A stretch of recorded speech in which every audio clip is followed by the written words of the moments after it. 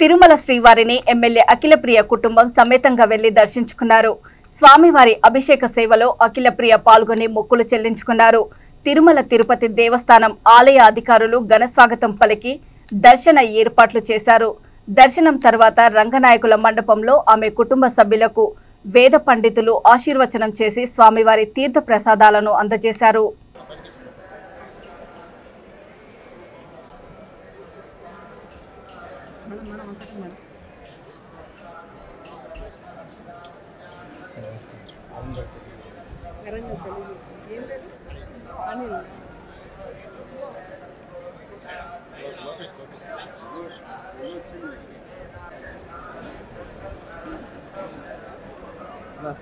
Sir మీరు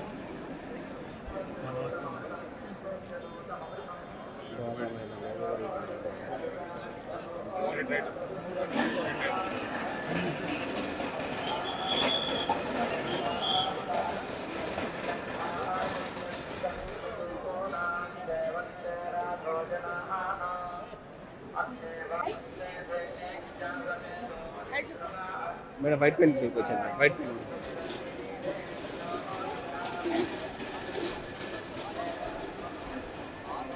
sir కుట్టే sir sir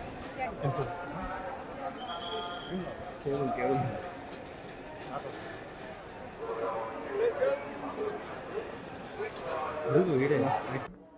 ఎన్నికల తర్వాత మొక్కు తీర్చుకోవడానికి తిరుమలకి రావడం జరిగింది కుటుంబ సభ్యులందరితో కూడా.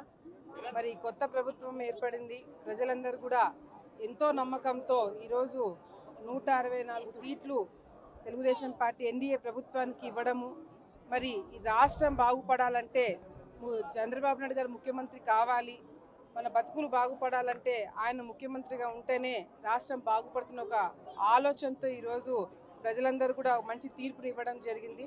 మరి ఈ పరిపాలనని చంద్రబాబు నాయుడు గారు ఏ విధంగా చేస్తారనేది అందరికీ కూడా తెలుసు.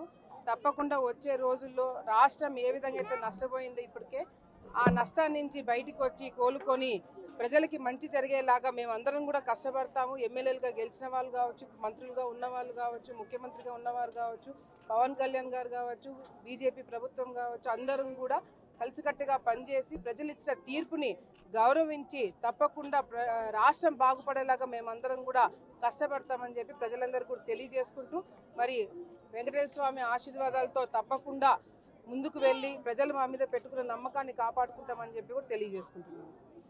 రాజకీయాలు తిరుమల దగ్గర దేవుడి దగ్గర మాట్లాడదలుచుకోలేము, కానీ ఏ విధంగా అయితే ఈరోజు కేవలం రిషికొండనే కాదు చాలా చోట్ల కూడా ఈ విధంగా నష్టం చేసినవన్నిటికీ కూడా దేవుడే బుద్ధి చెప్పినాడు, ప్రజలు తీర్పు ఇచ్చినారు.